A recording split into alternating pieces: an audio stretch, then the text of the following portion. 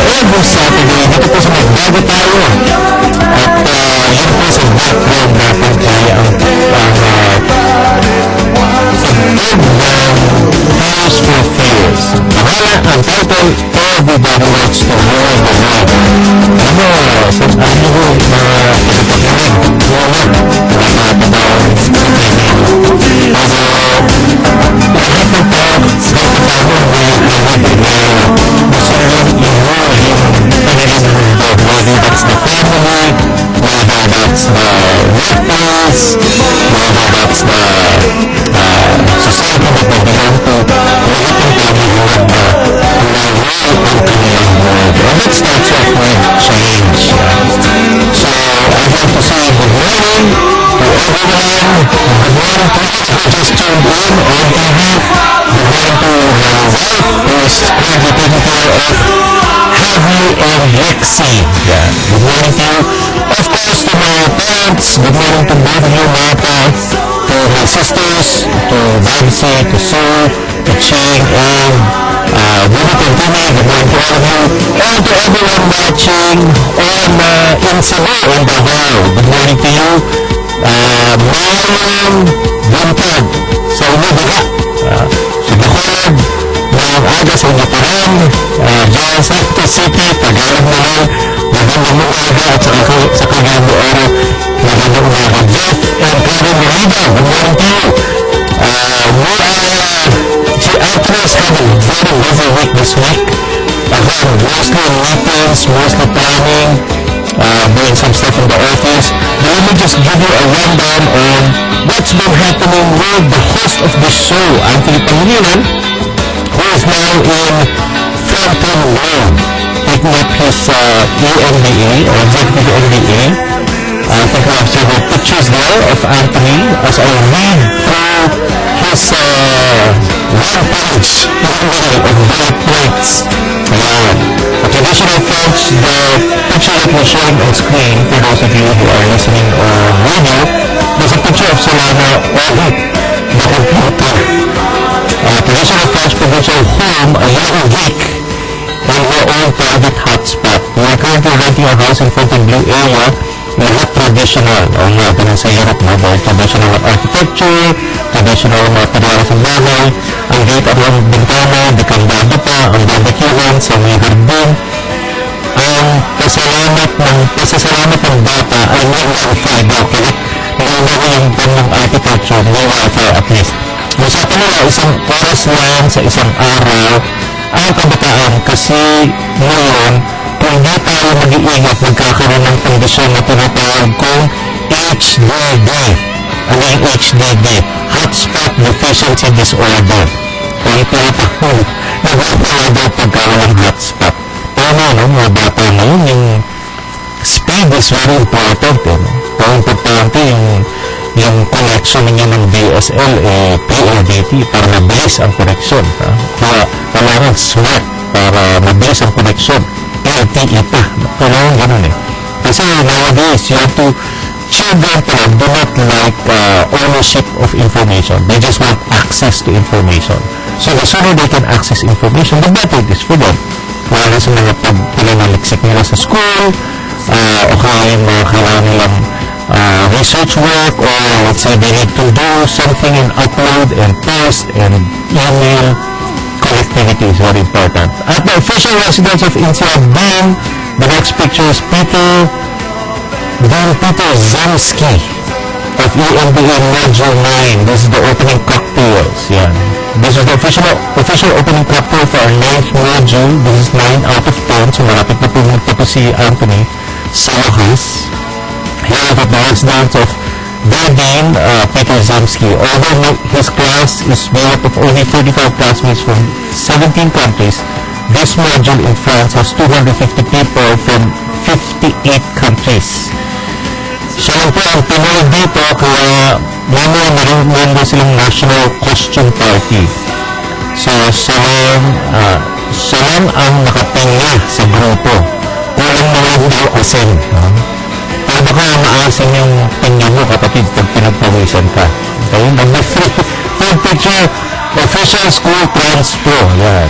So, nagbabike sila doon. Kaunting Ironman bike training na rin daw para sa August, kasi sa August lalabak na naman ang ating kapatid na si Anthony at kanyang buong pamilya sa Ironman at saka Iron Kids sa Cebu, if I'm not mistaken. Siyempre, high-tech dito, kaya kung ayaw mo maglakad, magbisikleta ka papunta sa klase mo, at least nakaka-exercise ka pa paano. It takes him 10 minutes to go to school, 7 minutes pagka late na mabangon. So, madalas dito siguro kayo kapatid 7 minutes kasi late mga bangon yun eh. Okay, next, number 4. Strategic marketing simulation. Not games, because games are fair. Pwede rin. Apat ang klase ko dito. Ito ang una, strategic marketing simulation. So competition siya sa limang grupo. The end goal is the highest stock price o ang halaga ng bawat stock ng kumpanya mo. 7 rounds kaming nagtalo. We were down for the first 5 rounds, number 1 as of the 6th, pero naunahan sa last round. So, okay lang, second place kami. Bottom line, know your customer and adjust your products and services or service offering accordingly. Tama yun. Kaya kilala natin ang customer natin. Pag sa bahay, kaya kilala natin ang mga anak natin. Kilala natin ang asawa natin. Kung ano yung gusto, ano yung hilig, and adjust accordingly to them. Isa pa, business competitions are not really games because in a game, people play fair. Ganun ba? At minsan, pagka Ateneo Lasal, hindi fair. Okay. Maraming nang gagawa. Tulad ng iba sa reform. Kaya ko. Nakatingin yung presidente ng reform eh. Number 5, simulation learning for my kids as I attend official class. Yan. Hindi naman pwedeng ako lang na nag-aaral at natututo. Here's Hannah and Solana at the INSEAD Social Innovation Center. Family members are encouraged to mingle so they have their own classes, have access to the facilities like the gym and canteen at 1/3 the price of the places outside of campus. Okay. So hindi siya pwedeng magbulak din sa campus. So, para sa mga anak niya at sa mga family members. And then, we went through some family and swim time in between classes. No choice, kailangan niya mag-swimming dahil number 1, ang daw siya ni Solana. And number 2, kung hindi siya magti-training in between classes, mahirapan siya sa Ironman competition niya sa Cebu. Next, ito, masarap ito pagkain ang susunod na picture. Brain food, UMBA class, yogurt drink, almond bars, sweet popcorn, banana. Yan, yun yung mga kinakain niya. Habang nasa klase. Pwede ba yan? Sa atin, hindi pwede. Yung ba dyan, kumakain habang nasa klase, sumusubo, Yan. At mag-asal naman ba? Okay kayo, magaling kayo. Okay, hindi ko naintindihan ang ilang mga lecture kaya kumain ako ng brain food kasi yung daw brain food. Pero bakit hindi ko pa rin naintindihan? Natulo kasi yata raw yung kanyang brain kaya kailangan pumasok. O kaya yung dugo pumunta mula sa brain mo sa tiyan mo dahil nagdadigest. Branding and EMBA, the class, the product. Ito interesting to Meron siyang klase, branding. May picture ba to? Ang product nila, black toilet paper. Itim na toilet paper. The principal, branding is his second class.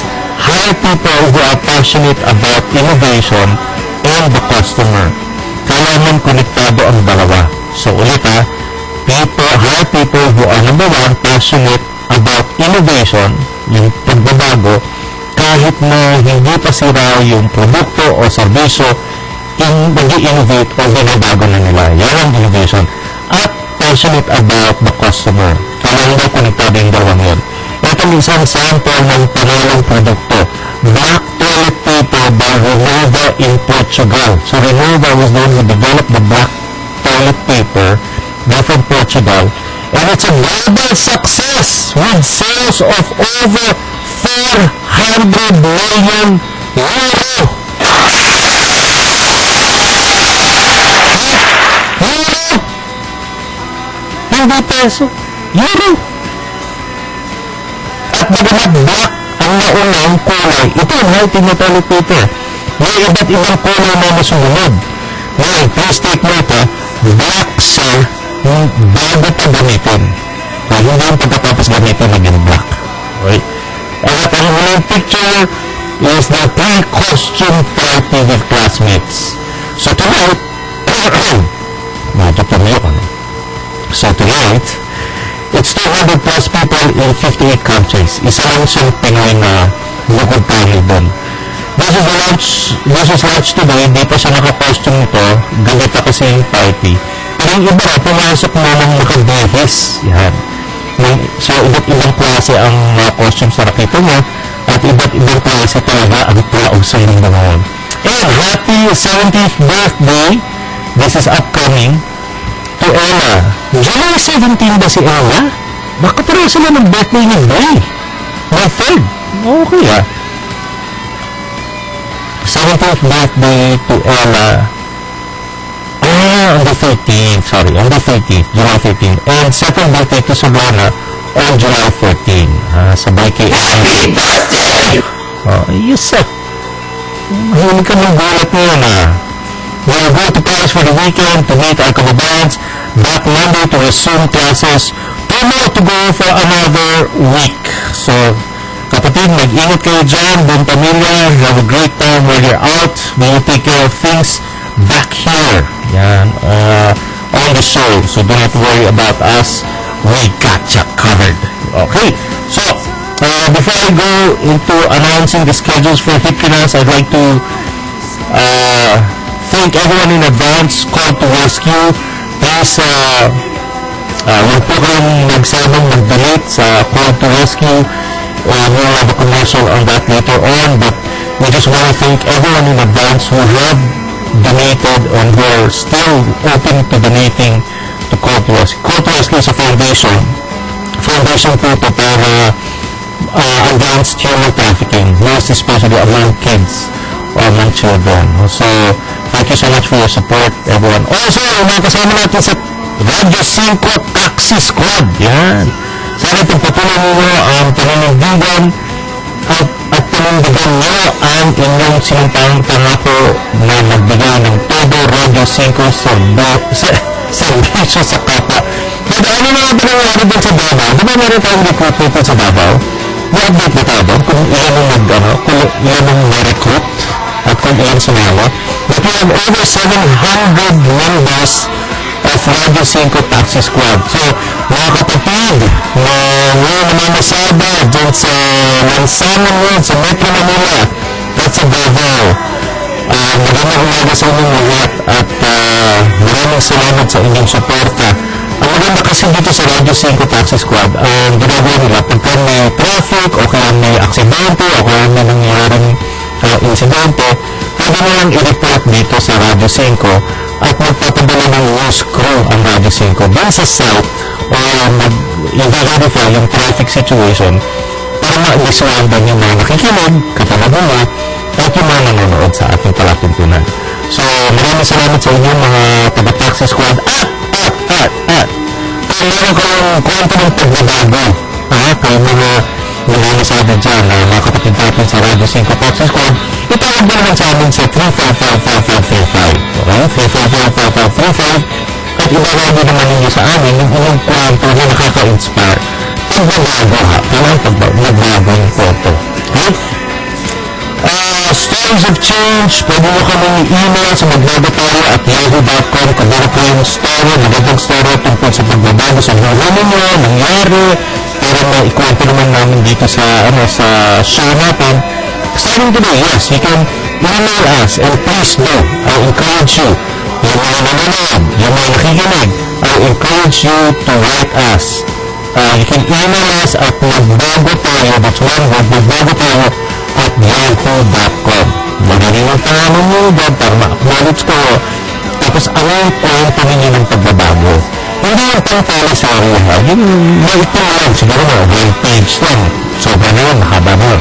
Pero, essentially, anong buhay ninyo, bago nangyari yung pagbabago sa buhay ninyo, paano nangyari yung pagbabago sa buhay ninyo, at ano na ang naging resulta ng buhay ninyo pagkatapos ninyong magbago. So, whether it's personal, relational, sa inyong trabaho, o kaya sa inyong sa buhay ninyo, sa pamilya, o kaya pang professional, yung sa inyong trabaho at inyong ginagawa. Okay? So, sulatan nyo kami, please. Magbago tayo at yahoo.com. You can address it to me, RD, or Anthony, or magbago tayo. Ganun na, pwede yan. And if you want to catch up, meron din tayong catch up dito. Mas yung catch up din sa aming mga Change 101 na tinuturo dito yung Domingo o sa tuwing Sabado, you can go to the Magbago Tayo Facebook page and click the link. It will take you directly to the YouTube site where you can download or watch the Change 101 episode every Saturday. Yan. So kung miss naman yung mga Saturday, pwede nyo i-click yung link mo, napapanood ninyo kung ano yung naging lecture natin for last Saturday's Change 101. Okay? So bago tayo mag-Change 101, we have another announcement, yung Hit Pinas.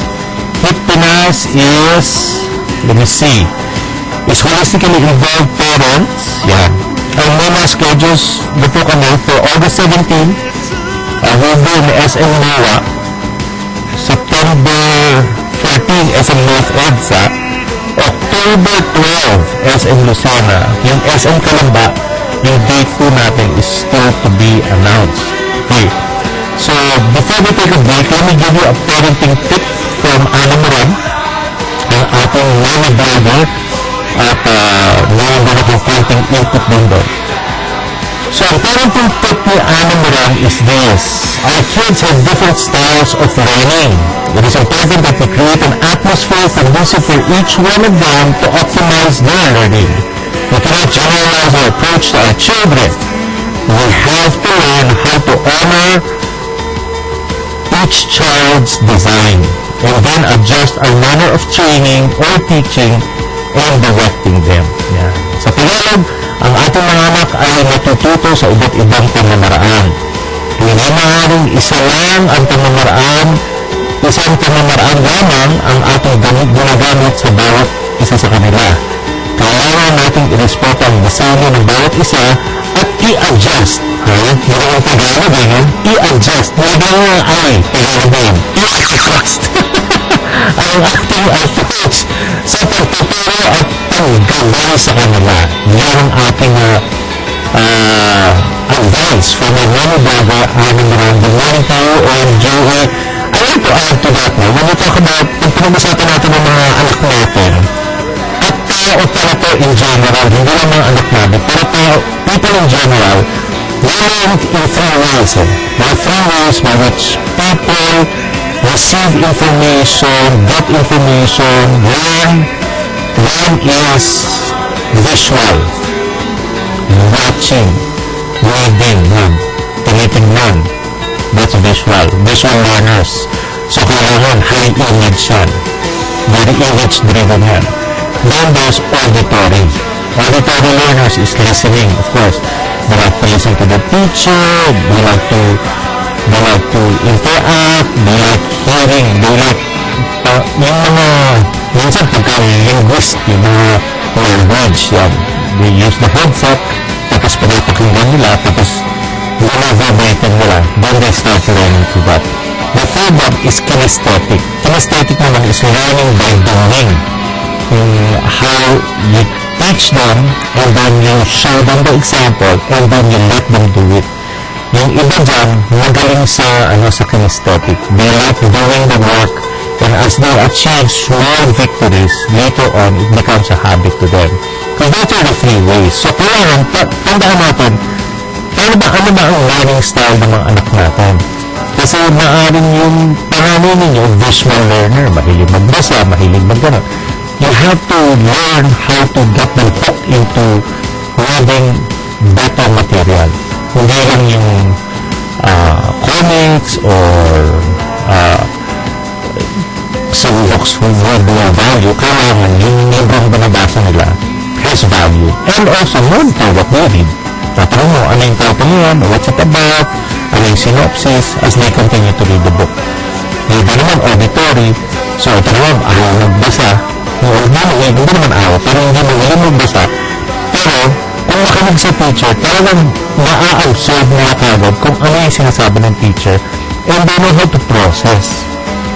Proseso na nila habang nakikinig sa teacher. Yung ibang anak natin, kailangan gabay sa paggawa. So, tuturuan mo, pero pagagawa mo muna sa kanila.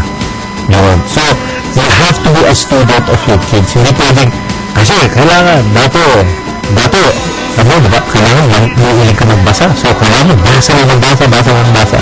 Eh, hindi ganun lahat ng anak, lahat ng bata eh. Hindi ganun lahat ng tao. So, be a student of your children. Hindi lang tayo yung nagtuturo, pero tayo rin yung natuturuan ng mga anak natin. Para tama ang paggabay sa natin sa ating mga anak. Oh, nababagot na ako. Okay. So, yun, very simple tip, no? Pero yun that pagka tama yung pamamalakad mo o pamamaraan mo dun sa pagturo sa mga anak mo, the learning of any subject, any topic will be quickly absorbed. Yeah. Because they are learning based on their design, not based on what we know learning to be. So, kailangan yun.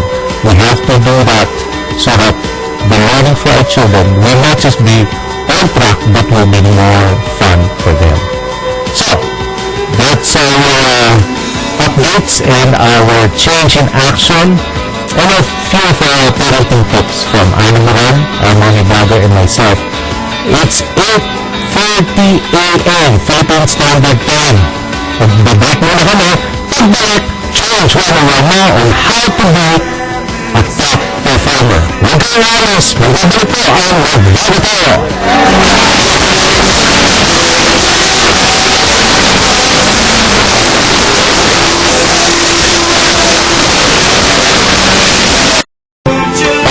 This next segment will again be a very fruitful learning for you. Si Apple and early content of time retweeted our Magbago page for this morning. So good morning to you early, Susan Cha. Good morning to you. And everybody online on Twitter, Twitter, on Facebook. Please don't forget to like our Facebook page, that's Magbago. And you can reach us through our new text hotline, that's 0919-204-5640, that's 0919-204-5640. Of course, pwede mo rin po kami tawagan ulit sa 355-5535. That's 355-5535. You can reach me or you can go to my Facebook page, that's RDS Agalo, but you can like the page. I post service that more regularly that will help stimulate the mind. Or you can find me on Twitter, that's at RD Agalo. Si Arte naman, you can visit him on his website, that's www.artandpanina.com.ph. And also to isa pang masunod natin taga-subaybay si Jaime and Susan. They are avid listeners. So good morning to Jaime and Susan. I hope that this episode will again enrich you habang kayo nagtitake down ng notes. Hindi pag-design si Edwin at si Margaret Uy. I-text na ninyo ngayon. So sana text na mo para magising naman. Of course, I'm Michelle Rivera. Good morning to you as well. Laura, I think is with the commissioner. If I'm not mistaken. Commissioner Martin Diazo. Unless iba yung ko na naman dito. Okay. Change 101 na.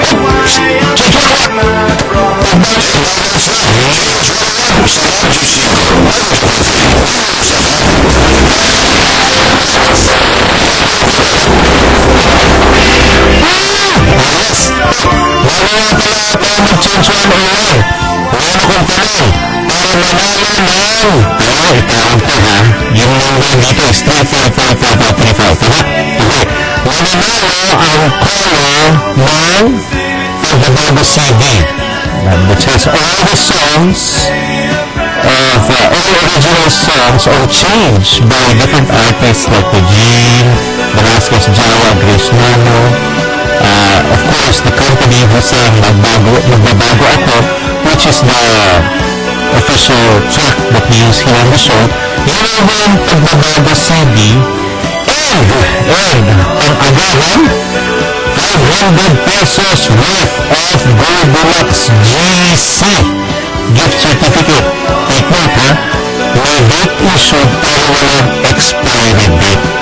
So pwedeng gamitin kahit next month, kahit next year. Ganun tayo ka-galante dito sa show. Namimigay tayo at meron pa tayong pamimigay mamaya. Meron pa tayong pamimigay mamaya. Yung mga pamimigay natin, isang Creamy Delight gift pack. Ito pamimigay na. Ang tanong. So habang mag-change 101 tayo, pwede na kayong tumawag. Ang tanong. Pinag-usapan natin ito kanina. What are the three ways of learning? Ano ang tatlong pamamaraan ng learning? Sabi Tagalog.Ag-isa gusto ko. Lumusin ako. Kung ano, pag-tap sa akin kung ano ibig yan. What are the three ways of learning? I mentioned that earlier during my commentary on Animal's God. Okay? So, tawag po ko sa 3555535 on you if you get the answers correct. So, one phone call, 3 answers. Kung paano yung tatlong yun, you get Magbago CD and 500 pesos gift certificate care of Gold Deluxe. Yan. Meron. So, winning insights for top performance. So, what are winning insights for top performance? How does one become a top performer? How does one get ahead of others without necessarily not at the expense of other people? Kaya sarili niyang on his own or on their own, what are ways by which one can become a top performer? Over for more than a decade, habang tayo nagkikipag while we do training programs with different companies, meron tayong mga nakikita mga insights sa mga team building, sa mga top performers, sa iba't ibang kumpanya. There are several insights that we've seen. But out of the many insights that we've seen to become a top performer, there are 4 that stood out, at least for me. In the many years that I've been working with different companies, training, coaching, building teams, doing leadership programs, apat yung nakita ko. And I'll share them with you. No?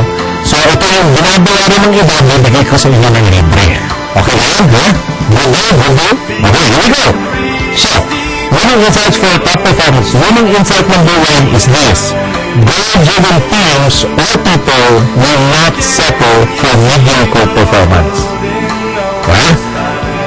Ito ha, sabihin mo, goal-driven teams or people will not settle for mediocre performance. Kaya naman nagiging average ang performance ng isang tao dahil wala siyang pagawin sa buhay. There's no end goal. There's no end result. Walang clear, compelling vision or goal to do something better. Kaya, ang binibigay lang mo ng trabaho, compliant. Kung ano yung hinihingi, yun ang binibigay. Hindi na lang iibaton yun. But, if a person is goal-driven, if the only purpose that he works in a company is to go for the goal, win the championship in a basketball game, for example, or become the best, he will not settle for just average work or mediocre work. If you look at the word mediocre, I've said this before, you got the first 2 letters, it spells what? Me. Remember, mediocre work is work that's good enough for me. Ultimately, the person who will dictate quality is your customer. And so therefore, if you're goal-driven, you have to produce, or you will not settle for mediocre, you will go for above average or excellent work. Magbago. Pagka goal-driven ka, kailangan clear, kailangan din compelling.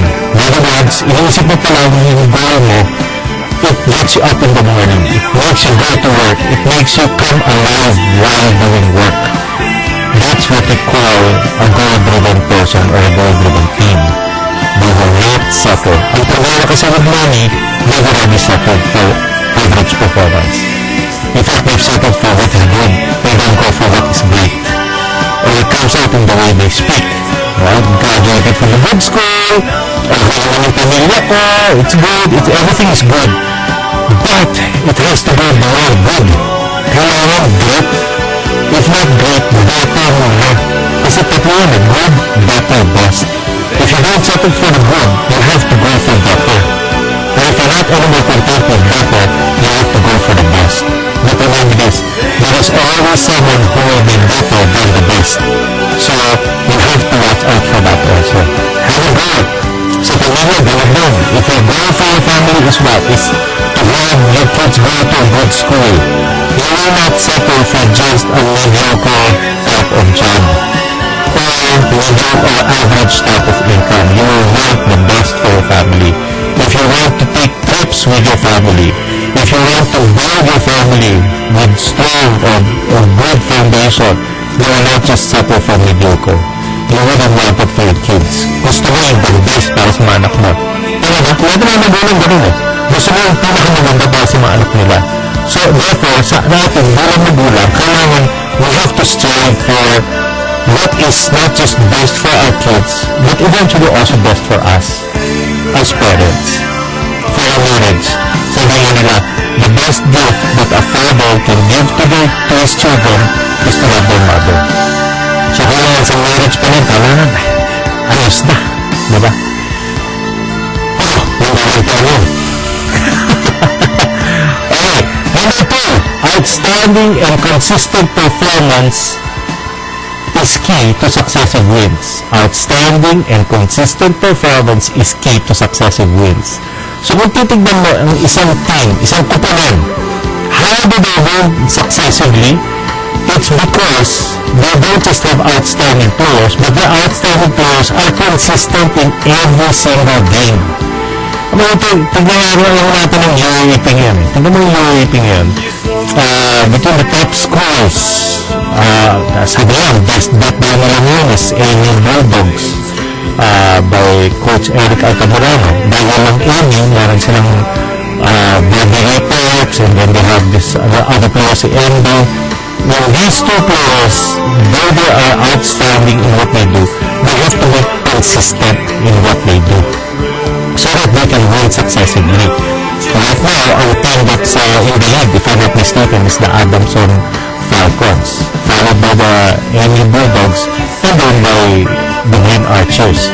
And when you take a look at, pag tinignan mo yung ating mga kupunan, kailangan hindi lang outstanding sa isang game tapos nagsak ang performance throughout the season. Hindi, kailangan every game, in every game of the season, you have to be consistent. And consistency is important. Kung gusto mo ng successive wins, you have to be consistent. Kung gusto mo rin na lumago ang iyong paglungahan ng mag-asawa, kailangan consistent ka sa asawa mo. Consistent mo sa inaalagaan, consistent mo sa you look after her interest or his interest better than your own. That has to be a lifestyle of consistency. Kaya naman maging stand out ang outstanding ng isang player o isang tao because they stand out from the rest. I mean, they do things extraordinarily. The difference also between ordinary and extraordinary is the little extras that they do. But people are no longer willing to do. Ayan. So, kung titignan mo, parang outstanding ka naman, pero kailangan dyan consistency. Sa MMA, di ba gano'n doon, kapatid? MMA, gano'n din eh. Kailangan consistent. Di ba? Pwede yung iba, like si Anderson Silva, consistent. Yan ang matalo. Pero there has to be a level of consistency in everything that you do. So, stand out in what you do, but you have to maintain that. Kaya may sinasabi natin, for you to become a consistent, outstanding player or team member, have to have a goal. mediocre. You will not stand out. So when you're a boy, you're outstanding because you do above average work, but you have to train yourself to be consistent in that. Okay? So tignan mo lang, mga sports icons, no? Consistency. Sino ba yung mga tennis players? Roger Federer, consistency. Rafa Nadal. Ang pinaka-consistent doon, makikita natin yan, si Djokovic. Kasi remember doon, lahat ng mga sinabi kong top player, kahit sila Serena Williams, kahit sila Maria Sharapova, yung mga malaking endorsers ng tennis, they lost in the elimination. Why? Because when they were consistent, the enemy or the opponent was studying them. And what's interesting here is si Roger Federer, yun yung turf niya. Doon siya dapat pinakamagaling sa Wimbledon. Grass court, yun yung kanyang area of expertise. Pero, kaya siya natalo, and he was playing in his area of expertise, grass court. Natalo siya dahil pinag-aralan siya ng kalaban. At hindi siya nag-improve, he just maintained his game, nung pinag-aralan siya, and the opponent became better than him. And so therefore, he was tapped out in the elimination. At yung tumalo sa kanya, unseeded, 100 plus o 200 plus in the ranking. So, maaaring magaling ka sa isang laro, sa isang game, sa isang turf, pero kailangan, galingin mo pa. You have to be better than the rest. Okay. Number 3, insight number 3, living with positive influence turns failures into stepping stones of success. So, living with positive influence turns failures into stepping stones for success. So, many people, pag tinignan nila ang failure, masyado nilang dinadamdam, masyado nilang i-internalize that they don't move on. Okay, I'll mention 2 things about failure. Number 1, failure is a part of life. So, may successes ka, may failures ka rin. It's a part of life. So, kailangan tanggap natin yun. Na you will not always be up every time. Life is a cycle, as I say, paikot-ikot yan. Minsan nasa taas, minsan nasa baba. But also remember, failure is an event. It's not a person. So, pagka if you have a failure in life, learn to give yourself time to overcome. So, pretty much like grieving or like any failure, give yourself a time limit. After that, you have to pick up yourself and move on. Kasi, hindi mo dapat kinakargawan all throughout. Otherwise, it's gonna affect your performance. As the leader, bilang leader naman, ito ang goal natin. Kung sa mga tao, o sa, kunwari, pamilya sa pamilya, ako yung ama. If one of my children fail, I teach them to fail graciously. Accept defeat, accept your failure, but move on. Diba? And ask the people in your team, ano yung matututunan mo doon sa failure mo? Kasi learning yun eh. It's a good learning experience eh. If we're able to learn from our failure and not just hindi lang yung dinadamdam natin masyadong failure natin, pero we learn from our failure, it now turns into stepping stones for success. Kasi alam mo na ngayon kung ano yung hindi mo dapat gawin. So, you have to look at the positive side of failure. In other words, instead of, sure, masakit, nahibig ka, nahulog ka, nagkaroon ka ng misfortune in your dealings, that's fine. Pick up, move. But in the process, what did I learn? These are more valuable insights. Kasi tendency pagka-success, hindi natin, it's easy to learn from success eh. Kasi nakikita experience yun eh. Pero pag pinag-usapan mo na yung value experiences or yung failure, medyo mahirap na natuto dun eh. Pero kailangan natin malaman kung ano yung valuable nuggets of learning that we can find there. So, it happens to anyone, even the best. Yes, it happens even to champions. Champions are not always champions. There are times where they fail. There are times where they get defeated.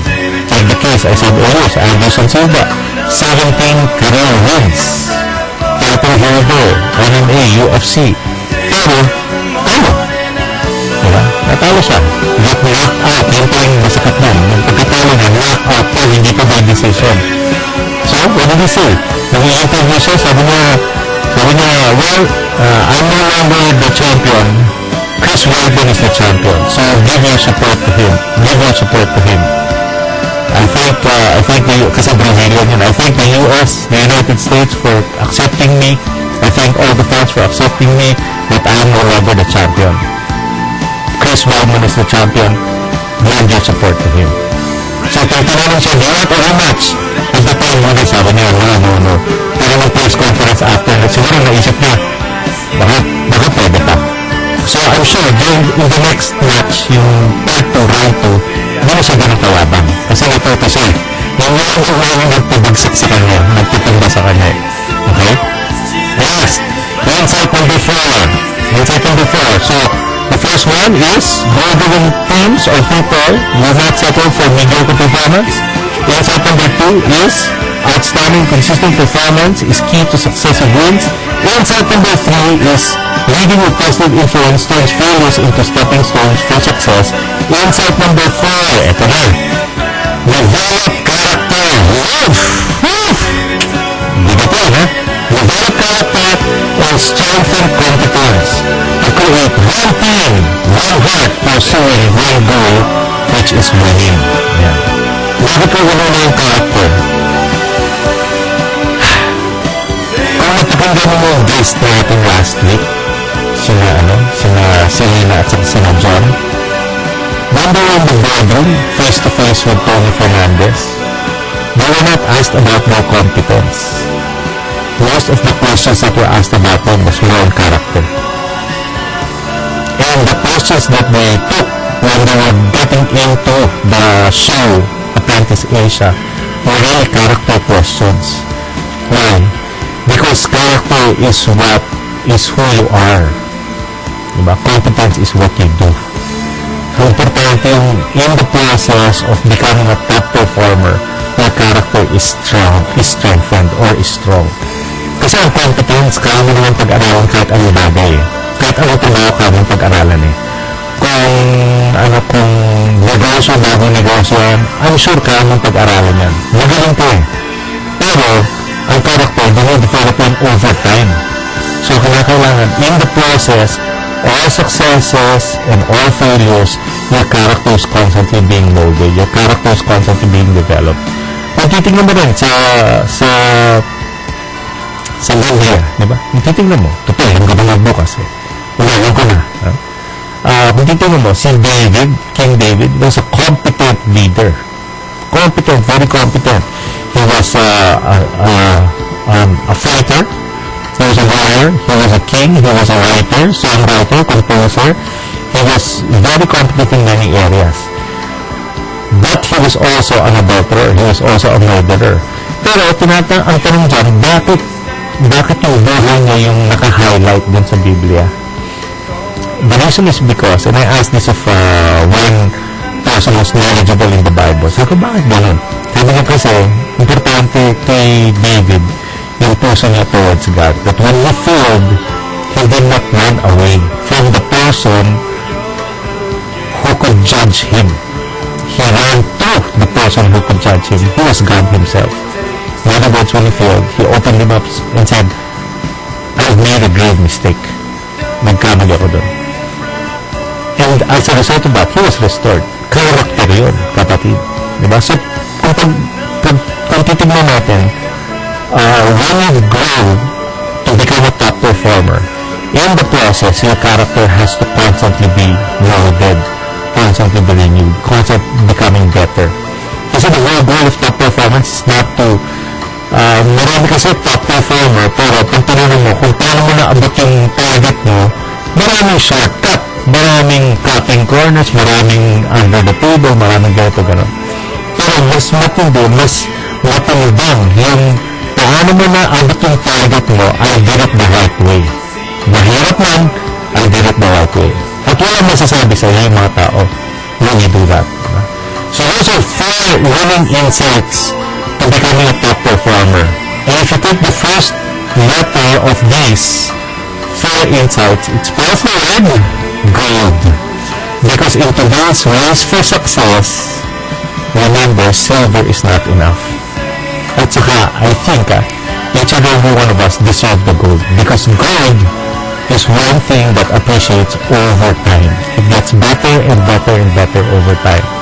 If you take these insights, practice them into your daily life, I believe that you will also appreciate over time and become the gold performer that you were meant to be. Yan po ang ating Change 101. Sana po marami kayo natutunan sa Change 101. At bago tayo mag-break, meron na tayong winner galing sa Muntinlupa. Aba!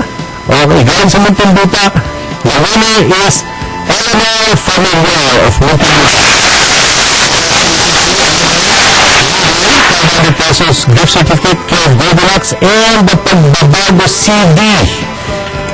We will find out how to get this to you, but congratulations to you. And the answer is, the 3 ways of learning is visual, auditory, and kinesthetic. Yan. So congratulations to you, Eleanor. Philippine Standard Time is 8:59. Magpukulang oras. Babalik po ang Magbago tayo with our Change Champion.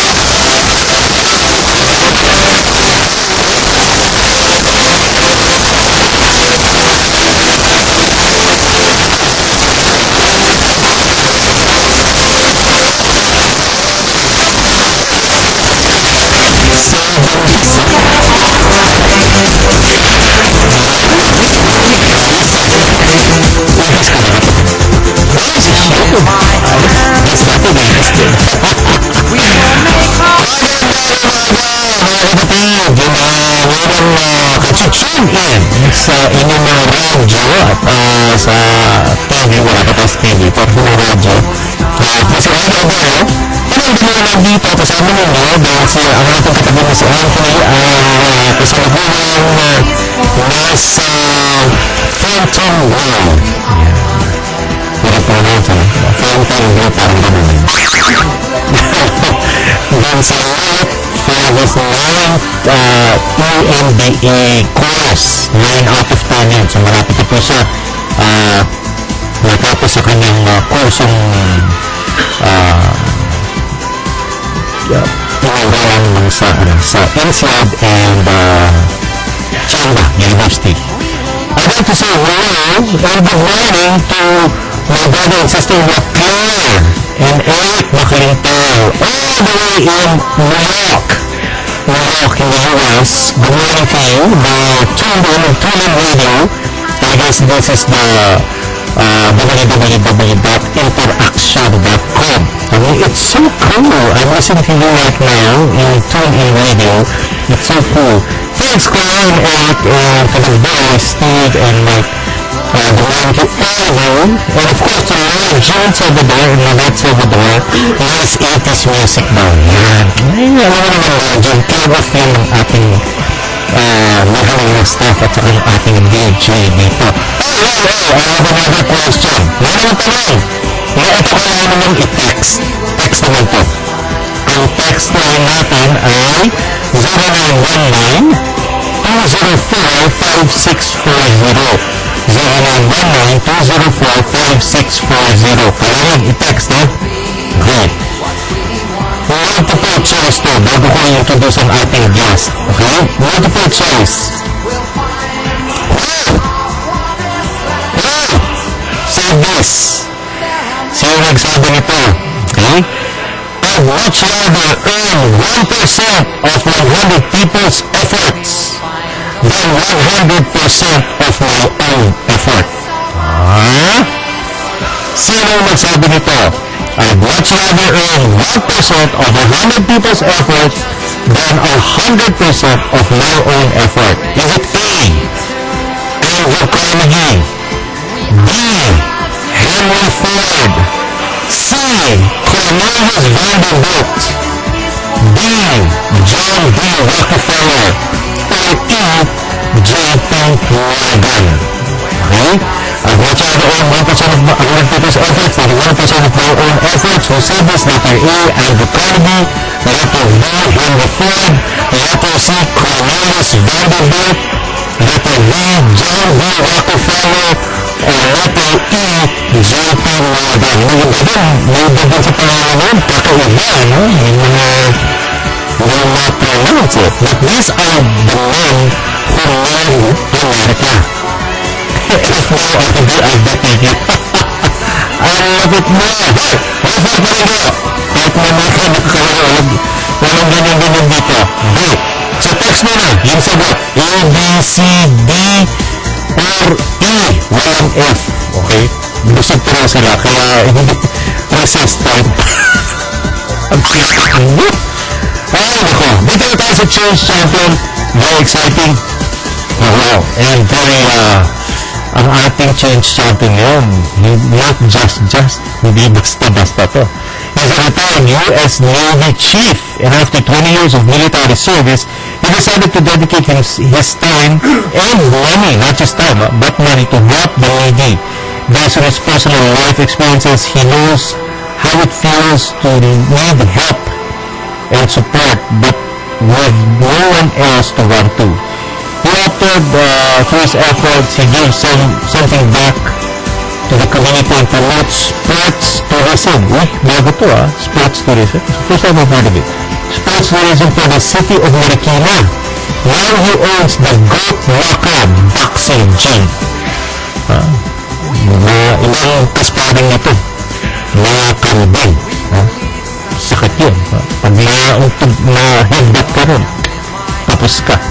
He owns the Goat Waka Boxing Gym, the only open-air and professional-sized boxing ring in Marikina City, established in January 9 of 2011. Please welcome on Magbago tayo, our change champion, Ferry Lansalak.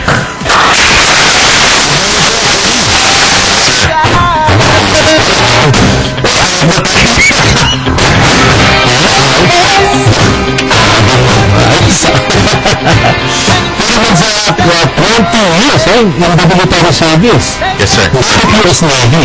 Bakit hindi Philippine Navy? Kasi sir, I was thinking of the future then Which is goal ka. Correct, sir. Nag-relax kasi siya kanina. So, when you say think of the future, what do you mean?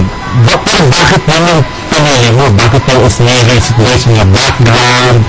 Ano bang matangputos natin sa Korea? Or what drove you to go for the US Navy? Actually, sir, we could go further back pa because at the early age of 19, nag-Saudi na ako. Yes, because I just came from a middle-class family. Okay. And my dad was a Volkswagen mechanic.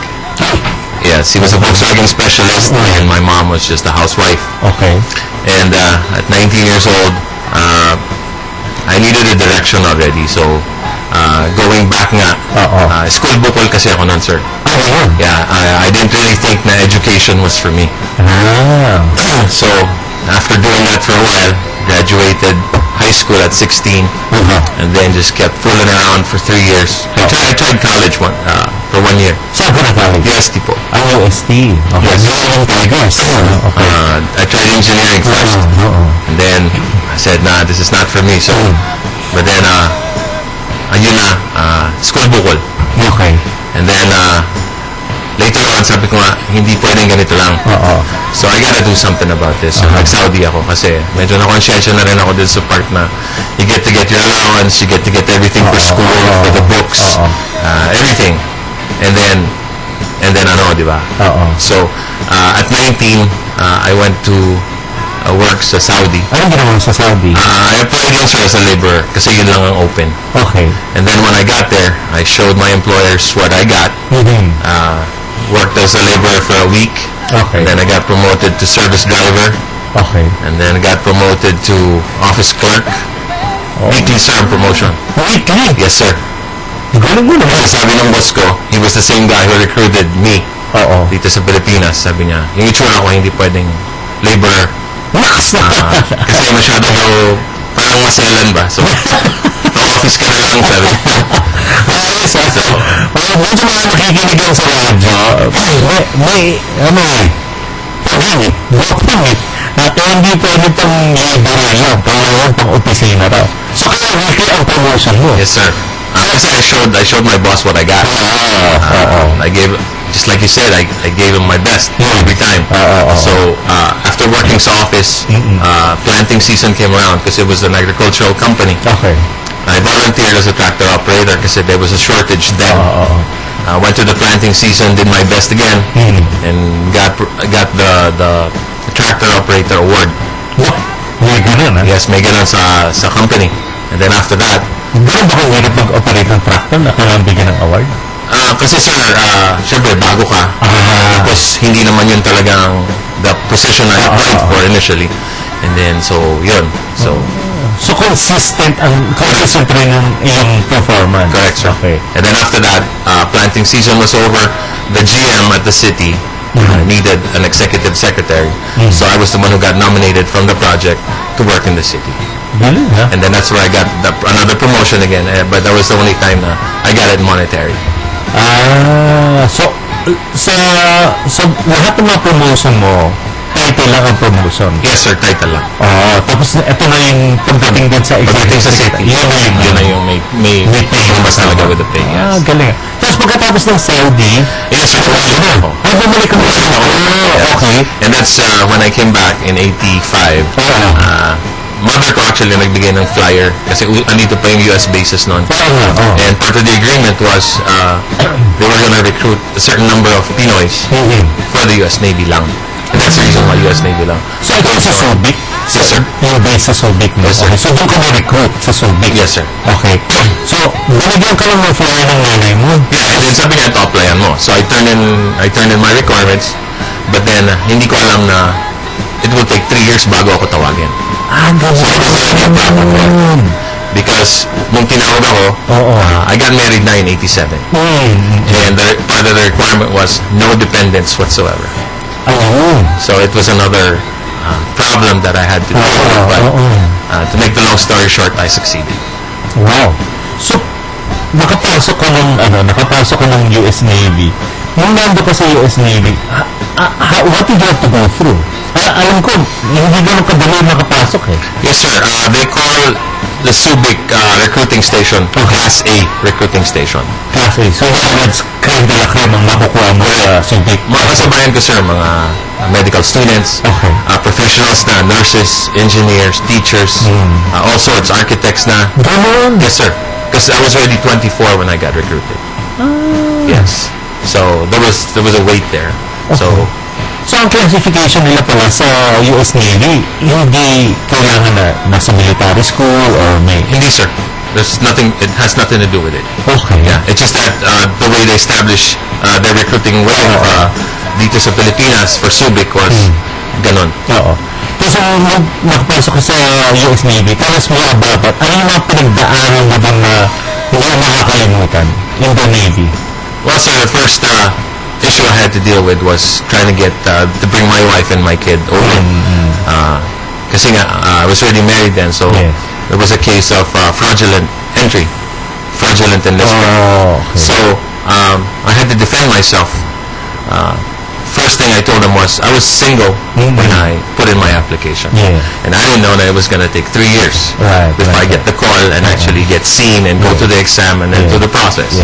So I said, number 2, looking at the economic situation in the Philippines, I said, this is my golden opportunity to provide a better future for my family. So that's why I lied. I did what I had to do. And then, so open ka din, sinabi niya na? I had to, circus. My commanding officer at that time already found out what was going on. And I told him, I said, if I can't bring my family here, just send me home. Because I said, I did all of this for my family. So if they can't be here with me, just send me home. So, after that, they sent me to school because I got the top performer out of boot camp. And then they sent me to school. It was a gas turbine mechanic school. Okay. Graduated out of that, distinguished military grad, top honors. Wow.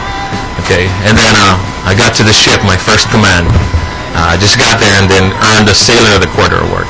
Wow. So I pointed it all out to them that I was never a liability to the United States Navy. I was an asset right from the get-go. And then I told them, I said, how come, where does equal opportunity come in here? When I said, if you're a citizen, you can join even if you had dependents. How come there's discrimination if you're from the Philippines like I was at that time? Okay. Make the long story short, absuelto. Here I am. 20 years later. Ayos, yan ang pananindigan. Stood up for his, ang importante kasi natin malaman ng mga kapatid, yung the openness to admit, di ba na, hindi, ito talaga yung totoo. Ito yung totoo, na single ako, nang nag-apply ako, hindi ko alam na 3 years pala, bago ko tawagan. So, syempre, nag-asawa ko. Ngayon, kaya ko naman ginawa ito dahil I wanna provide the best for my family. So, kung hindi nyo ko kayang, if you cannot accept me for that, then send me home. Ibang klase yan, And as a result of that, you became top performer, etc. Ngayon, ang tanong ko, parang may, sa akin na, parang may disconnect eh. Kasi sinasabi na, nandito ka, nasa college ka, school daw po. Yes, sir. Pagdating mo dun sa East, pagdating mo dun sa Navy, ano ka? Top performer. Ano nangyari dun? Bakit nagkaroon ng pagbabago dun? Kasi yes, sir, right from the very beginning, bata pa ako, ang idol ko talaga was my lolo from my father's side. Okay. Grade 2 lang natapos siya. Pero naging asendero, naging mayaman talaga. Out of sikap, tiyaga, sakripisyo, lahat, everything. Okay. So, yun yun, sir. And school wasn't really for me kasi I graduated high school. I came from Marist. And there was another Marist, Marikina. Another challenge there was, since ako anak lang ako ng mekaniko, and my classmates were anak mayaman. Well-to-do. I took that as a challenge in life because I love challenges. And sabi ko, 10 years later, magkita-kita tayo. Wow. Let's see where you guys are at. And let's see, I'll show you where I'll be. So yun yan, sir. Sabi ko, school, partida na lang yan. Ayoko niyan. I'll do it my way. So yun yan, sir. May Frank Sinatra pala to. Did it my way. So, of course, we'll talk about it. Kasi kung titingnan mo siya, kung pinag-usapan kasi namin kanina for the 3 ways of learning, kinesthetic, visual, at saka auditory. In a sense, kung titingnan mo yung learning style mo, ikaw more of doing, Yes, sir. Gagawin ko na lang, di ba? Yes, sir. Bigyan mo sa akin yung manual, tapos ako lang gagawin ko na lang. And that's where you excelled, di ba? So sometimes kasi, minsan na, hindi parato, pero minsan ganun, we fail to see saan ba gagaling yung bata in terms of learning. Because the school system is always read, di ba? Read, teach. So, importanteng nalaman din natin na yung ibang estudyante, they will excel, like Ferdy, will excel in kinesthetic learning, meaning doing the job. Of course, ang sinasabi natin dito, dropping out is, pag nasa eskwelahan ka, huwag naman natin iisipin na, si Ferdy, nagawa niya, nag-drop out, hindi siya ako nag-drop out. Hindi, ganun. Sa kanya lang kasi, meron siyang goal. Tapos, he wanted to prove something to himself. More than anything, he wanted to prove something to himself, and he wanted to prove something to others. So that's why he made it for his own. In the Navy, parang kanta, in the Navy. So in the Navy, tell us more about what were the things that you went through, apart from the trying to get your family to the U.S., but in the Navy, what are valuable lessons that you learned there? The most valuable thing, sir, is teamwork. Teamwork. And leadership. Top two. Core valuable ng Navy. What are those? Our core values are honor, courage, and commitment. Honor, courage, and HCC. Honor, courage, and commitment. Diba? When you look at that, those are all character qualities. qualities, hindi naman competence quality yan, diba? Yes, sir. Those are all. Pero in terms of teamwork, when you say teamwork, Well, to get the job done, sir, we'll have to work together. We can't work against each other. Yes. So that's why teamwork is very important. And this is one thing that I always preach consistently to my team right now at the Goat Locker Boxing, the Team Goat Locker. So, teamwork, in terms of leadership, what is the most important lesson that you learned in terms of leadership? I lead by example, sir. Ayun. Kinesthetic yun. Lead by example, di ba? Not lead by command or lead by but lead by example. Yes, sir. So, you can be silent, pero yung trabaho mo, yung buhay mo, yun yung nakikita ng tao. Yes, sir. Okay. Para dun sa mga nakikinig at saka sa mga nanonood, meron pa sinulat si Dr. John Maxwell dati sa 21 Irrefutable Laws of Leadership. Nakalagay doon, the law of navigation. Anyone can steer the ship, but it takes a leader to chart the course. Di ba? Tama yun, sir. Diba? Yep. Kasi minsan, anyone can do the job. Bigyan nila ng dream yung tao, bigyan nila ng kung paano gagawin. Gagawin nila yun Pero pag sinabong charting the course, ibang laban na yun. Ibang league na yun.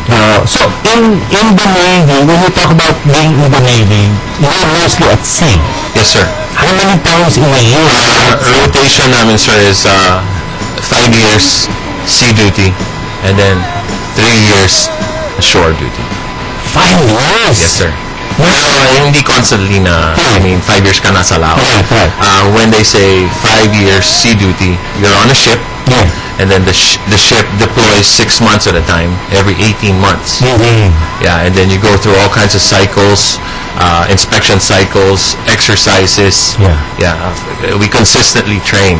Right. That's why it's the most powerful nation in the world. Wow. Tapos itong mga ships na sinasakay nito, ito yung mga warships? Yes, sir. For my job specifically, I'm detailed on the warships. Wow. Yeah, destroyers, cruisers, frigates. Those are the kind of ships that I work on. Wala po ako sa aircraft carrier because my specialization is gas turbines, and they are used. These are jet engines used for main propulsion on warships. Yes. So pag anong klaseng ships ulit? What are the cruisers, destroyers, frigates, and the LCACs. These are the land cushion aircraft. Yung parang it has yung may cushion sa ilalim. Yung parang raft siya. Parang raft siya, yes. So pag sila mong destroyer, ano yun? It's a warship, sir. So merong missiles. Guns? Yes. So, it's got guns. So, ang total inventory yun. Opo. Isang barko lang yun. Oh, yeah. And the US Navy has how many ships, would you know, in total? Not at the moment, yeah. Madami, sir. Wow. And sinasabi mo kanina, constant training makes the US Navy. Yes, sir. The number one, the most powerful, like I said, nation in the world. Yeah. Yes. The US Navy. So, importante malaman natin yun. Pag sinamong, if you want to become number one, if you want to become top performer, ang gagawin inside there is training. Correct, sir. Constant training. Wow. So, 20 years. Yes, sir. Tapos bumalik ka. Yes, sir. Bakit tapos na? Ganun ba? Yeah, tapos na, sir. I put in for retirement kasi because of yung rotation din ng mga namin, baka iba na makinabang ng retirement ko. So, gusto ko na umuwi. Okay na yung 20 years. Yeah. 20 years. Yes, sir. Pero fulfilled ka dun sa 20 years na natin. Oh, yeah, yes, sir. Because at my 13-year mark actually was another problem. I developed a medical problem with my intestines. Okay. And I fought for that again. Kasi at that time, they put me on limited duty because they found me not fit anymore. Right. And I fought for that because I said that's not right and that's not true because I can still perform. You just have to give me the chance. But of course, there is a process, and you can only be on limited duty for 3 cycles, and after that they process you out. So supposedly it was a medical discharge, and I said no, not at 13 because I came in for 20. I want my full retirement. I fought for it. I showed them what I got by my performance again, and the rest is history. Fighter talaga tayo, no?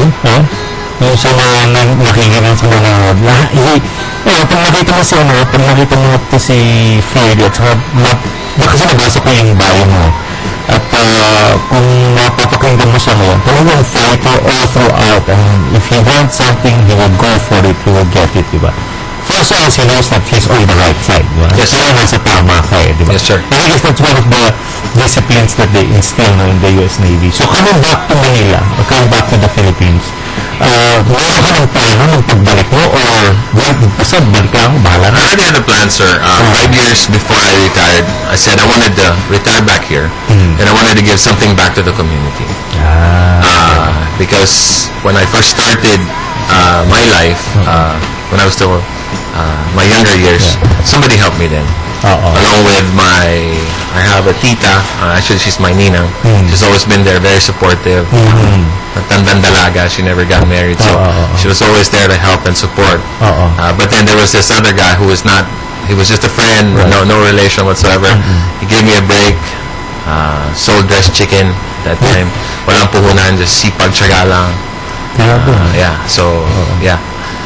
So I said I wanted to give something back kasi I know how it's like, sir, yung feeling na you need help, you have the skill, but then no one's there to help. No one's there to help. Kasi even sa panahon ngayon with what I do for the gym, since it's the first of its kind, going forward here real quick, no? It's the first of its kind, a charitable institution in the form of a boxing gym. And I know we'll get there later.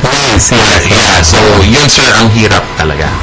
And doing this on my own right now, we're still in the process of getting more people involved, more sponsors, so they would know what we're doing. So back to the feeling na nobody's there to help or nobody wants to help. Kaya I'm doing this.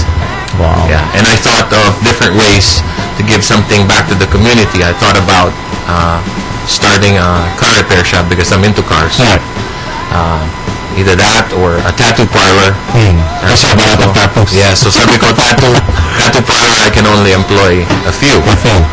And then I said, why not martial arts? Why not a boxing gym? Yun na po yan. Wow.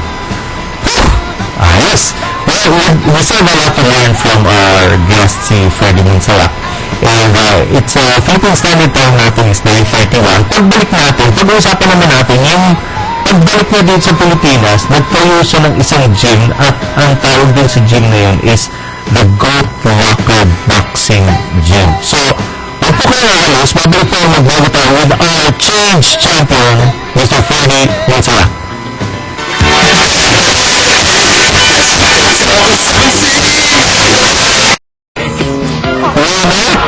Kasi yung refa, gusto mo malaman kung mag-rewind sila eh.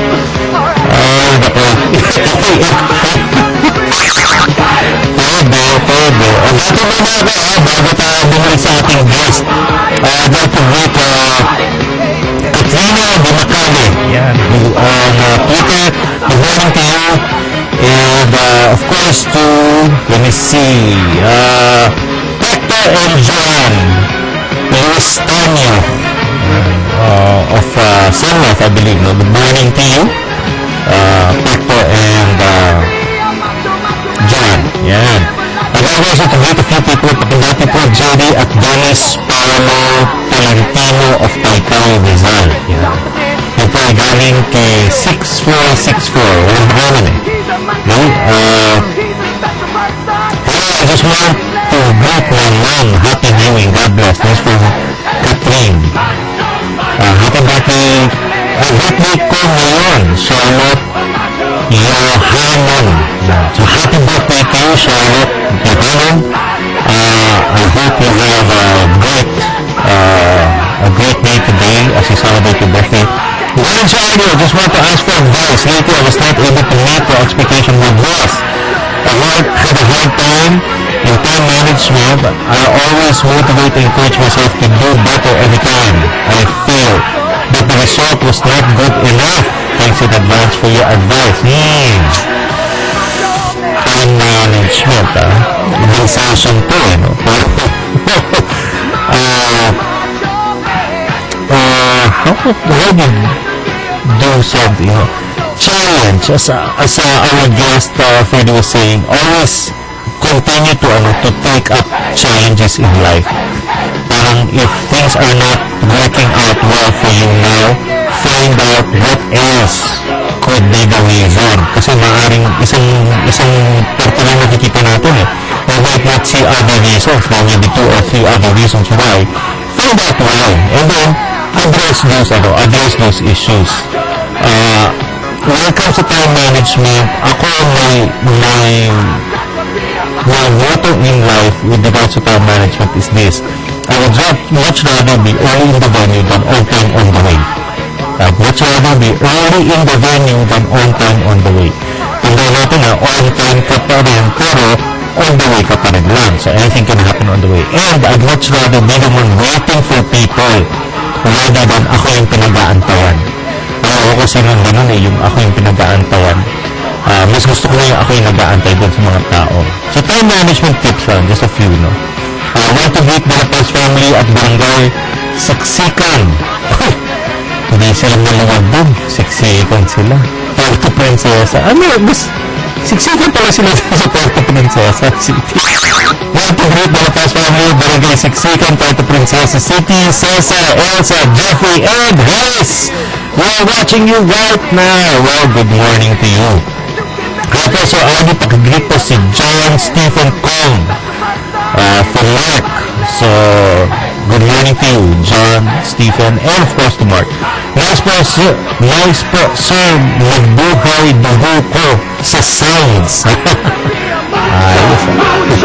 Kasi, hindi naman yung content. Okay? This is Ray of Las Piñas. Okay? Is it right to give up pag nakaranas ng failure to? Hindi! Yan ang masasabi namin ng failure sa'yo. Hindi! Talaga natin. Do not give up just because you have experienced failure. Continue to move forward. As our guest has been saying over and over again, ilang beses nang things didn't go his way, but he still kept going. And look at where he is now. Good morning, this from Louie Alpay. So Louie, my advice to you again, number 1 is remember that failure is an event. It is not a person. Number 2, always remember that both success and failures are part of life. You have to learn to accept it. Tanggapin mo na yan. Kagalang RD, si Carlo Santos, ay siya ka. Galing Batangas, nakakinig ay siya. Kagalang RD, ay tunay ka ang sinasabi mo. Ay kagaling, Batangas, kumusta kayo dyan? Ita, Batangas City, at the whole stretch of Batangas. Hi, I'm Warranty Magbago from Cavite na ngayon po. Ako ngayon. Thanks. For dami kong lessons na tututunan. Thank you so much, Ryan Vergara, for that text. And we do have a winner for our question. Final for. Anong sagot niyo? Yes, sagot. Hindi pwedeng F, RD Adelio, ha? C nga ba? C? Ha? C nga ba? Wait ha, ang tanong. Who said this? I'd much rather earn 1% of other people's efforts than 100% of my own effort. Letter A, Andrew Carnegie. Letter B, Henry Ford. Letter C, Cornelius Vanderbilt. Letter D, John D. Rockefeller. Or letter E, J.P. Morgan. These are the men that made America.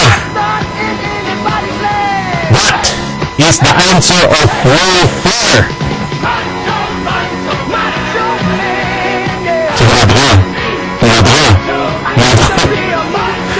Sabi ko na kung sino na ba?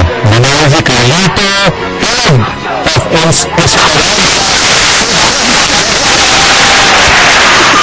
Ang lapit na yun. Kapatid, congratulations! Nanalo ka, Carlito Tolog.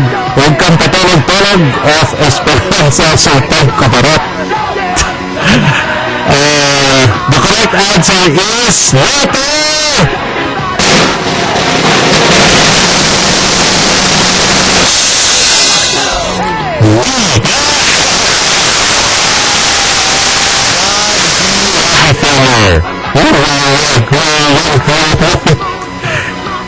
magsitigil na kayo. Row 4 pa na. Sige na. Row 1 na kayo. Sige na. Row 1 na kayo. Row 1 na. Row 1 naman po mga kapatid natin per day. Alam mo, every weekend, sinusubukan nila. Pag ganun row 4, row 6, row 8. Pinilabas na nga namin ng skulahan yan Okay. Palabay ka dyan. Malapit na. Okay, so these are the men that made America. John D. Rockefeller said that I'd much rather have 1% of 100 people's efforts than 100% of my own effort, which talks about teamwork. Diba? Kasi mas okay nga naman yun na teamwork natin. Teamwork, John Maxwell also said, makes the dream work. So if you have a dream, always remember, it's not going to be just by your own efforts. So going back to Fergie, balikan natin. Dito na tayo. Goat locker. Bakit goat locker? May alam ko sa term na goat The term goat kasi, sir, is that a term? No. Yung goat itself is greatest of all time. Madali. Mali ako doon. Kasi ang alam ko sa goat, alam mo ba yung sa goat, ano ibig sabihin ng goat? No, go ahead, sir.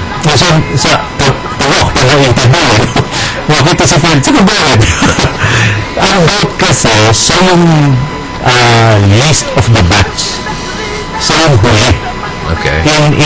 In the PMA, Philippine Military Academy. I see. Pag sinabing goat, siya yung list of the batch. Kumbaga sa litter, rank of the litter. Yan yung goat. And for the information of many, our former senator, Senator Paul Bozon, during his time in PMA, he was the goat. Ganun. But he was also the one who succeeded the most. So, not just because when it's labeled like that means that they will not succeed in that. In fact, they're the ones that have the most to prove. And they're the ones that actually succeed in that. As in the case of the former senator, and now Congressman of Muntinlupa, Congressman Pong Tiason. So, goat locker, ganda nun greatest of all time. So, tell us more about goat locker. Kasi sa mo, it's the first open air. Yes, sir. Okay. Back to a little bit on military, sir. The goat locker kasi, sir, it represents the U.S. Navy chief community. So since I'm a retired chief, I still represent, even in my retired life, proud to be a chief, so I represent. So that is why I opted to use the name Goat Locker Boxing Gym for what I'm doing right now. Galing. Yes, and we have pictures of that on the screen. Yes, sir. Goat Locker. So again, a Goat Locker is in the military terms. It represents the U.S. Navy chief community. Chief community. So lahat ng chief. Yes, sir. Yes, sir. Okay. Yeah. And how many chiefs are there? I mean, like for example, in one batch or in one ship? It depends, it depends on the size of the ship. It depends on the size of the department. But the ships or any command, pag wala pong chief, hindi po bra. Kasi we are the spine, we are the backbone of the Navy. Yes. At umabot ka dun sa level na yun? Yes, sir. Biga natin itong kapatid natin. Here in the Philippines, aims to do what? You said earlier that you wanted to give back, diba? So, tell us more about that. Okay. The Goat Locker Boxing Gym is the first charitable institution of its kind in the form of a boxing gym. Okay. And what we do is we take yung young, skilled youth below the poverty line, of course, and who have the skill in contact sports. Okay. So we take them in, we train them, and then we turn them into fighters, and then this is their way of making a living, making a career. Yeah. So we started small first. Initially, they were just amateur boxers, and then later on, we have Muay Thai fighters now, and mixed martial artists. Okay. May screening ba din sa mga kinukuha? Yes, sir. Yung iba, baka naman... No, sir, there is a screening. Ang screening po nila starts with an interview. If menor de edad sila, they come with their parents or their guardians.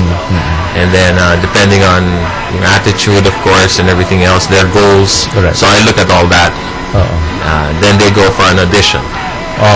Yeah, if they make it past the audition, then they turn in their medical requirements, urine, blood, ECG, and chest X-ray. And then from there, the goat locker takes care of everything. The training. Lahat? Yes, sir. The equipment. Yeah, everything. Naka-in-house ba itong mga to? I do have some na naka-in-house, sir. Yes. Ilan ang meron ka ngayon sa goat locker? I have 28, sir. 28 scholars. Yes, sir. Scholars. Yes, sir. And out of the 28 scholars, ilan yung naka-in-house sa'yo? As of now, sir, merong siguro mga 10. Mga ka rin yun, Yes, sir. So, ikaw mismo ang and you provide everything for them? Yes, sir. That's why we're also looking for sponsors and other people who share the same, how I feel about poverty and who have that same passion to help, as far as helping people. Right. So, ito po yun. Right. And ikaw, of course, apart from, our Filipino boxers, meron ka talagang nakikitang career path in terms of boxing for the Philippines and in MMA? Actually, sir, it's for boxing, it's kind of, I call it parang na-traffic na ang boxing right now. Na-traffic siya. Okay. Just because of yung mga Pinoy boxing icons natin, lahat nasa baba ngayon. Correct.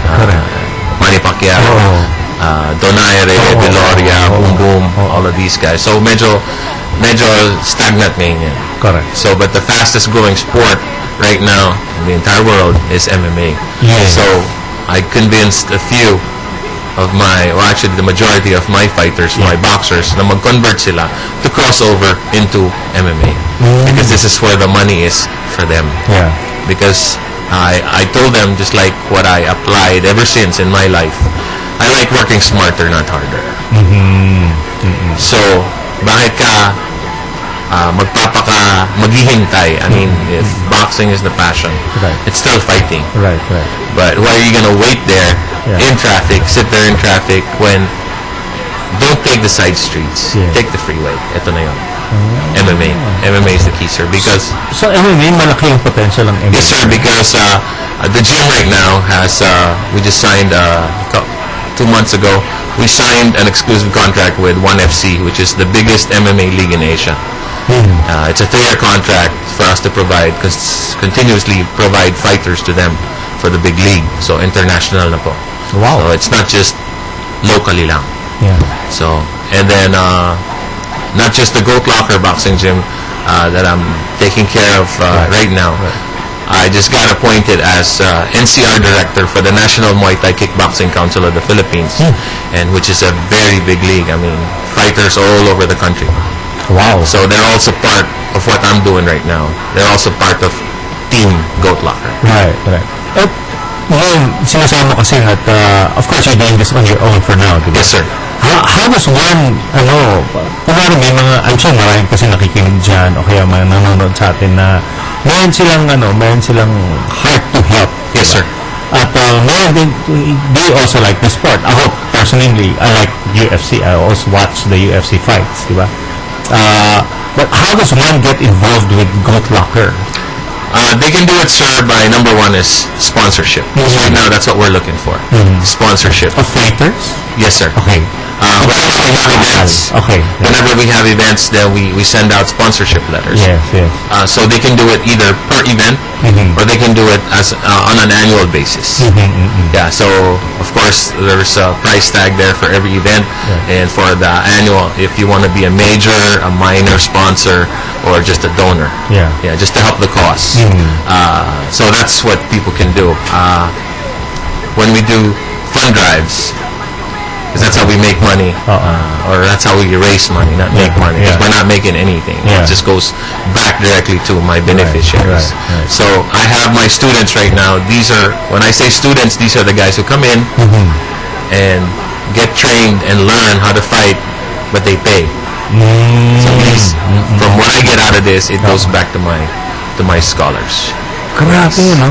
Yes, sir. And not just Team Goat Locker scholars, not just the National Muay Thai Kickboxing Council of the Philippines also, but we also have a fund drive for come August 10th. This is a feeding program for Boys Town, the Boys Town complex, which is they're our neighbors in Parang. Makita. Yes, sir. So on August 11th, whatever we're gonna make out of the tournament on August 10th, we're gonna donate all that to feed everybody in Boys Town. Interesting to see Ferdy, no, ating kapatid, kasi titignan mo, he spent so many years, halos buong kalahati ng buhay niya, inobra niya sa being a top performer, he's a chief, one of the chiefs in the US Navy. Pero pag balik mo dito, puro palabas naman, sa totoo lang, di ba? Puro palabas naman ang ginagawa niya. Yes, sir.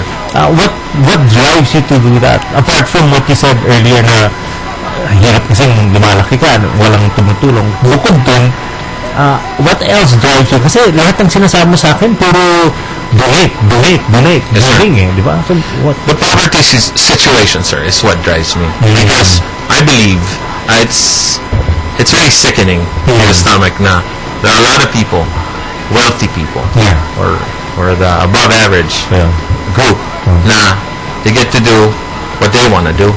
And then you have a lot then, the majority here in this country can't even, eat 3 square meals a day. Right. And I don't like that. So with what I'm doing right now, since I can't feed them fish, sa dami nila, hindi ko kaya. So instead I teach them how to fish. And by teaching them how to fight and win their fights and tournaments, tournaments, that's how they're gonna succeed in life. And this program that we have doesn't stop there. Once they make it up to the top, we also have, I teach them English. Okay? I'll teach them business. So that way they would know how to manage their funds. And I have a goal, sir. In 10 years' time, as of 2013, I need 10 years, just like I did when I was younger. In 10 years' time, everybody in my team will have a decent life. Yan ang mga kailangan sa part-time. 10 years time lang, sir. 10 years. That's all I ask. That's the goal. That's the goal. That's the goal. Insight number one. Goal-driven people will not settle for mediocre performance. Lumunod ka na! Lumunod ka na sa iyong wallet. That's a very... Kasi sa totoo lang ang ating kapatid, he could have stayed in the States. After retirement, pwede ka lang magpasarap po ito kasi... Are you here, sir? Yeah, you're very decorated in a sense, no? Marami ka na na-accomplish. But yet, there's the heart to help, no? At saka magandang sinabi niya, mga kapatid, yung the poverty situation in our country, to put it bluntly, in his own words, is very sickening. Kasi, tama yun, that's, I guess, what drives him, no? More than just the financial gain, that's what drives him to move forward and to help and to give up. Kasi nga, alam mo, Freddie, itong natutunan ko over the years, you really cannot outgive. It will always come back to you. 100-fold, 1,000-fold. Yes, sir. Diba? For as long as tama yung motive, diba? Which I think you do have, Tama yung motive ni Freddie sa pagtutulong sa pagbibigay. And I'm sure it's gonna come back to you 100, 1,000-fold. Any words of advice or words of wisdom, if you may, as we wrap up our time together, any words of advice or wisdom that you can give to those, even who are struggling businessmen? Kasi may iba din, they want to start something pero walang tumutulong sa kanila. They're doing it on their own. Tama yung motibo nila. They want to help their family. They want to provide the best. It's just that they're having a hard time now. What can you say to them? From my own personal experience, sir, challenges are what fuel my desire and passion to succeed. Challenges are what fuel my desire and passion to succeed. Yes, sir, because the more people say, no, I can't do it, then I'll show them that I can. You want to prove them wrong. Correct, sir. Challenges, So, maganda Nia, tandaan mo yan, challenge. Always take a challenge as a stepping stone, no? Yes, sir. Or turn it into your favor. Correct. Diba? Kasi wala naman talagang imposible. Kasi it's all in the mind, sir. Correct. It's all in the mind. Tama. Kaya nga nag-guess kay Chinky, mindset, positive mindset. That's true. So, also remember also this, sabi ni Nelson Mandela, I remember he said this, impossible, everything is impossible until it's done. Everything is impossible, or everything seems impossible until it's done. Ang sinasabi, hindi pwede yan, kasi hindi pwede yan, sige, hindi pwede yan, kasi walang pera yung mga, hindi pwede yan, walang pera sa boxing o sa mixed martial arts. Until it's being done. And now we see a living testimony of someone who is actually doing and making headway. So you plan to grow the boxing gym? How many more? Currently, sir, we're open for offers for franchising. Yeah, as long as they have the same goals, which is helping the needy.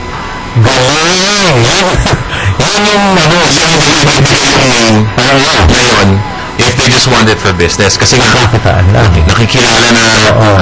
Plus we have the first and only detachable octagon, sir. UFC standard size octagon. That was in the picture earlier. We have the first one. It's currently in Santa Lucia Mall in Cainta. Wow. Yes, sir. So it will be used for mall hopping and other events pa. Grabe! Gusto ko yan. When we do it, sir, well, whenever I did it, I work on something. Right. You have to do it right from the very beginning. So our gym has the first, like I said, it's open air. It's located in a 1,000 square meter facility. Professional size boxing ring and the UFC standard size octagon. Wow. So, pero kailangan tama, ha? Miss Cherry, kailangan tama yung ano mo dahil you have to help the needy. Thank you very much, Freddy Monserrat. I really do hope that I hope and pray, and I know that you will succeed in whatever you're doing. Maraming salamat. Thank you, sir. Sabi mo natin, I just want to greet Team Gold Rocker, nakikinig sila ngayon. Everybody on the team, Team Gold Rocker, my wife Natalie, and Dennis Guevara, he wanted me to give a special mention to our marketing manager of Team Gold Locker. Alright! Thank you very much! Maraming salamat. Of course, maraming salamat din sa ating team. Magbago tayo sa ating studio technician today na si Randy Morris Cotes. Yun ang mga sa ating technical director sa action meetings Rose Toledo, sa ating best editor Rod Buena, sa ating second assistant for today Ned Bugarin, Irene Maglamban, Tom Santiago na Alpha Vinicio, at ang ating executive producer na naka-red din today